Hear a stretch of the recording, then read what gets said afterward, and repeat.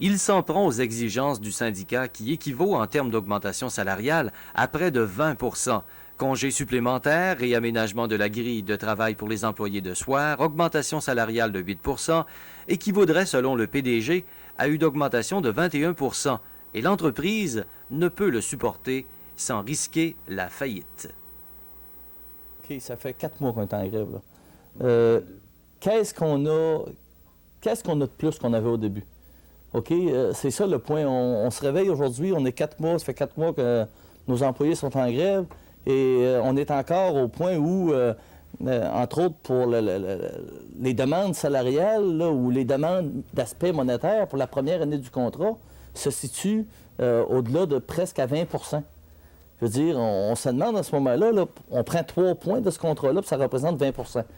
On se demande, c'est quoi qu'il y a eu, quelle progression qu'il y a eu, là? C'est à peu près la même chose qu'il y a 4 mois. Fait que... Mais si vous avez triplé votre chiffre d'affaires, vous pouvez quand même mettre un peu d'eau dans votre vin. Je ne vais pas m'interpréter. Oui. Donc, si vous triplez dans 3 ans votre chiffre d'affaires, c'est évident que les syndiqués essaient d'attirer aussi la grosse partie une grosse part du gâteau. Oui, mais la limite qu'il faut connaître dans ça, c'est que c'est toujours, à la fin, là, le prix de vente de la machine. OK? Demandez à des forestiers qui sont dans la région, là, s'ils sont prêts à payer plus cher pour nos machines. Déjà, nos machines ont un prix qui sont compétitifs, mais presque à la limite. Fait qu'à ce moment-là, tu pars de ça, là, ce point-là, le prix de vente, c'est le prix maximum que tu peux payer. Après ça, tu descends, tu structures tes coûts, etc. Il y a des limites. Je veux dire, la capacité d'une entreprise, ça a des limites. Si tu ne respectes pas ces limites-là, bien, le résultat est simple, c'est la compétition qui arrive, qui passe. C'est la faillite. Je veux dire, ça fait partie on fait partie d'un ensemble industriel nord-américain, il n'y a presque plus de frontières. Prenez les machines qui se vendent au Lac-Saint-Jean, il en vient de tous les pays. Il en vient du Japon, il en vient du Brésil, des États-Unis, etc., etc. On fait face, quand je vous parlais tout à l'heure d'une mutation industrielle depuis 3-4 ans, c'est justement ce phénomène-là que l'ouverture des frontières au niveau de l'équipement à l'eau, entre autres, a été phénoménal. Et il y a eu aussi énormément d'associations, de groupements d'entreprises, comme celui de Caterpillar avec Tanguay. Toutefois, il n'y a pas que des éléments sombres quand on parle des industries Tanguay actuellement. Selon son président, il est faux de croire que l'avenir de Tanguay est aussi fragile qu'un château de cartes. Son avenir, c'est avant tout les employés de l'entreprise et ce qu'ils voudront bien en faire dans un proche avenir. Et je pense que Tanguay va être, au cours des prochaines années, ce que ses employés en feront. Et comme je disais aussi, il va falloir que chacun là, de nous sérieusement regarde exactement qu'est-ce que nous avons chez Tanguay. Nous avons, je pense, du potentiel. On a des contrats importants. On a une usine qui est pratiquement neuve. On a quand même des bons employés. Je veux dire, on a tout ce qu'il faut pour que l'entreprise puisse se développer au cours des prochaines années. Mais pour ça, il va falloir que chacun se regarde et dise oui, on a de bonnes choses, profitons-en, au lieu de peut-être critiquer et d'essayer ou de chercher des choses qui ne vont pas. Une entreprise, ça ne peut pas être parfait, il y a beaucoup de choses à améliorer, on le sait, mais il ne faut pas détruire ce qu'on a déjà, parce qu'à ce moment-là, on va se ramasser tout simplement avec rien, ça ne sera pas très long. Vous venez de terminer l'année 86. Il semblerait que vous alliez connaître quand même une année désastreuse au niveau vente en raison de votre... Pouvez-vous nous en parler un tout petit peu? Disons qu'on va faire environ 7 à 8 millions de ventes de moins que l'on avait prévu si on n'avait pas été en conflit. Ce qui veut dire 19 millions de entre 19 et 20 millions. Et on aurait fait 27, 28 probablement si on n'avait pas eu de conflit. En raison de ça. Le conflit, justement, vous a permis de vendre combien de machines de moins à Caterpillar? Oh mon Dieu, en nombre, je pourrais parler facilement de 40 machines de moins. Le contrat à moyen terme avec Caterpillar, ça fait longtemps qu'on parle qu'il est menacé. Qu'en est-il présentement? Et vous auriez une rencontre où eux vont vous rencontrer ici au début février? Sûrement, comme je disais auparavant, on est en constante communication avec eux autres. Et au début février, ils viennent me rencontrer. Ils vont être environ 3 ou 4, je pense, pour brosser un tableau complet de tous les problèmes que nous vivons présentement et d'essayer de voir s'il existe des solutions à court, moyen ou long terme. On va vraiment là, étudier et regarder tout ce qu'il est possible de faire. Chose certaine, c'est que de leur côté, s'ils ont signé un contrat avec Tanguay, c'est parce qu'il y avait des ambitions, eux autres aussi. Et nous, on a aussi des ambitions de réussir. Et c'est sûr qu'on connaît un problème présentement, puis on va essayer de trouver des solutions si c'est possible. Chose certaine, le début février pourrait déterminer fortement l'avenir de l'entreprise avec la venue à Saint-Prime des grands bonds de Caterpillar.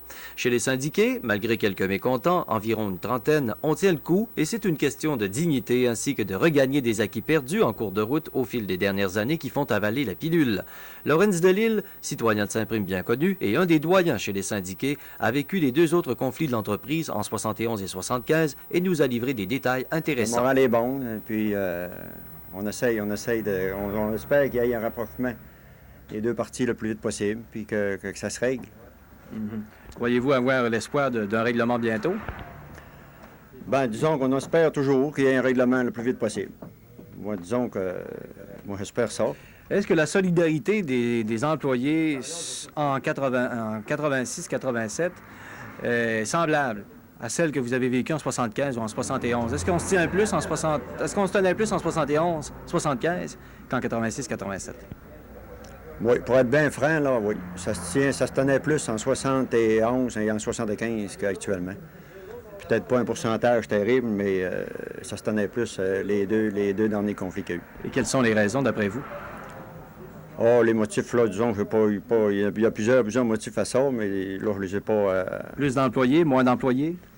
Il y a plus d'employés en 87, là, plus d'employés, qu'en 75 puis 71, ça c'est sûr. Je ne sais pas si c'est ça que ça peut amener à une différence. On dit souvent dans la population de Saint-Prime que les gens de Saint-Prime, tels que vous et d'autres personnes, ne s'impliquent pas assez dans le syndicat.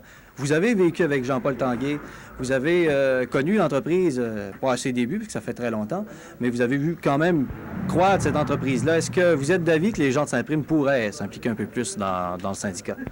Oui, certainement. Disons que pour ma part, disons, je suis peut-être laissé aller un petit peu ce côté-là aussi. On a toute peur, je pense, de s'impliquer. Puis c'est des choses qu'il faudrait s'impliquer, surtout quand on a une industrie dans notre milieu. Ça serait sûrement une bonne chose. Est-ce que vous croyez que c'est un conflit qui touche énormément la population de Saint-Prime? Est-ce que vous avez des commentaires des gens de Saint-Prime, de votre entourage, puisque vous demeurez ici? Oui, j'ai beaucoup de commentaires. Moi, je trouve que le plus dur, c'est surtout quand on a affaire dans des veillées sociales. Ça va être réglé, Tanguay, ça va être réglé. Ça devient agaçant, tu sais. Mais par contre, on est tout un groupe. Puis je pense qu'il faut essayer de se tenir, puis après ça, de régler ce conflit-là le plus tôt possible. Parce qu'il fait mal à la population, puis il fait mal à tout le monde en général. Est-ce que ça pourrait mettre en péril l'entreprise, d'après vous? Bien, disons, après X mois, moi, je crois bien que pour ma part, j'y pense. Des fois, j'y pense sérieusement. Il y a des bouts que j'y pense plus que d'autres. Mais je pense pas que ça devienne de fermer l'usine. Non, j'y crois pas. Avec l'optimisme prudent qu'a démontré Gilles Filion sur l'avenir de Tanguay et la conviction d'un doyen de l'entreprise comme Laurence Delisle sur l'impossibilité de fermer l'usine, il est permis d'espérer des jours meilleurs pour Tanguay. Il faudra toutefois que le conflit se règle, et ce n'est pas pour tout de suite.